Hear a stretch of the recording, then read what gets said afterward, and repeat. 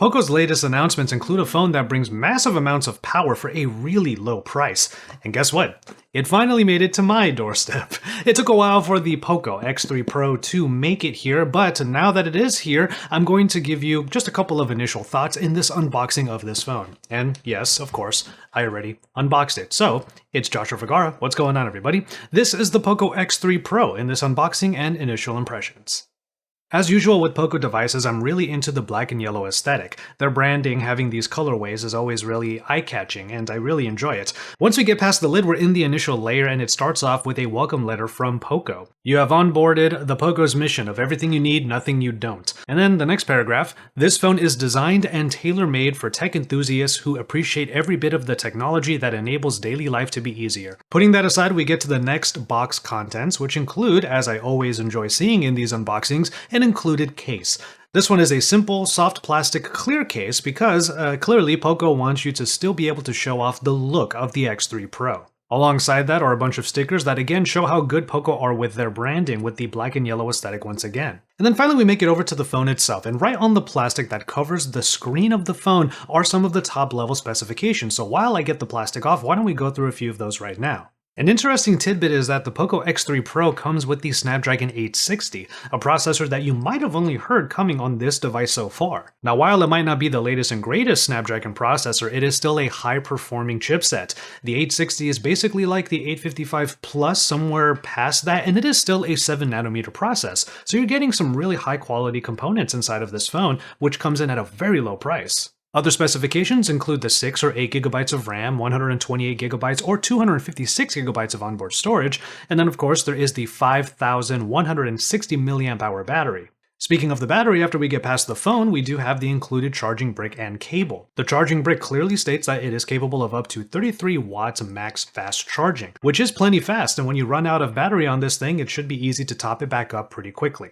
Now, obviously, I'm going to have to get into the setup of this device, but let's take a look around the frame for a little bit. First things first, headphone jack on the bottom, pretty dope. Nice to see that there's high-end specifications with certain features that I know a lot of you have been opining to see on flagship devices recently. There is no in-display fingerprint reader, instead it is part of the power button, which is one of the first things I get set up. With a flat display up front and a curve on the back, the ergonomics of the X3 Pro are pretty pleasant. Now, it is a pretty thick device, but when you think about how big the battery is and also other components like the liquid cool technology that will keep this phone from getting too hot supposedly, I can kind of excuse how thick and how large this phone is. One thing to note about the build quality of this phone, however, is even though it feels pretty sturdy, it has a rather low IP certification at IP53. Now again, that flat display does help with ergonomics, but we'll get into the specifications of the actual display a bit later. In general though, I do think that a large display like this at 6.67 inches provides quite a bit of real estate to enjoy for things like media and plenty of gaming that I expect to do on here. And after some time doing the setup and actually updating the OS on here, we finally get into MIUI 12 properly. The moment I get into MIUI 12, I do turn off a few of the, let's say, bloat options, like for example having categories in the app drawer or even suggestions at all. I just want to have a clean app drawer, alphabetically sorted, so I can find my apps pretty easily. Speaking of apps, I'm downloading a bunch of games on here, looking forward to testing out the performance of the Snapdragon 860, and of course using this display for all of that work and play. Which leads me to the actual display specification. I'm sure a lot of you out there might have some remarks about this. It is a Full HD Plus panel, so you're not going to get high resolution, but it does come with 120Hz refresh rate. Yet I know a lot of you out there will have an opinion about the fact that this phone has an IPS display. So as a result, you might not have the most vivid colors, definitely not as much of a contrast ratio when you compare it to like a Super AMOLED display, but ultimately it should be a pretty good performer. I mean, so far I've been able to watch some YouTube videos on here and they have been enjoyable. A higher resolution is something that I would enjoy having, especially for watching all of the content that I do, but probably the main thing that I will be missing from this IPS display is an always-on display. Just by nature of this particular panel, you won't be able to get always-on capabilities. Also, this is something that's probably expected for a phone at this price, but there is a sizable bezel around the display, not to mention the fact that the hole punch camera, dead center at the top, is also pretty large itself. So as far as a viewing experience might be concerned, you might be losing out just a little bit on that screen real estate, but again, this is a phone that is notably affordable. But since we talked about that front-facing 20 megapixel camera already, let's go ahead and talk about the camera in general. Now, the first thing to keep in mind is that the front-facing camera, like a lot of phones coming out of Asia these days, doesn't have 4K video recording capabilities. It is a 1080p shooter, and I know everyone has an opinion about whether or not front-facing cameras have to be super powerful. You can just let me know what you think about that in the comment section. There is still a 4-camera setup on the rear. The main sensor is at 48 megapixels, and then you get a significant dip with the rest of the various lenses.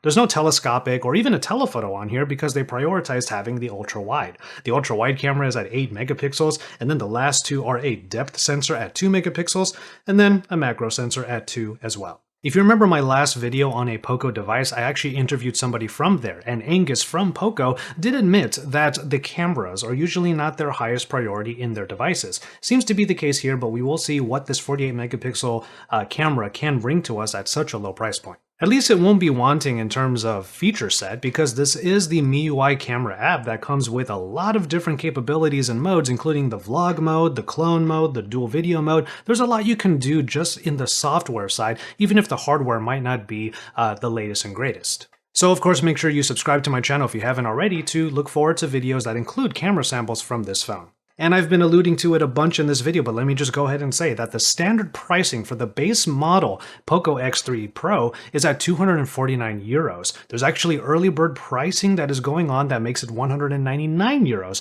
which is a pretty insane price when you think about all of the specs that this thing provides.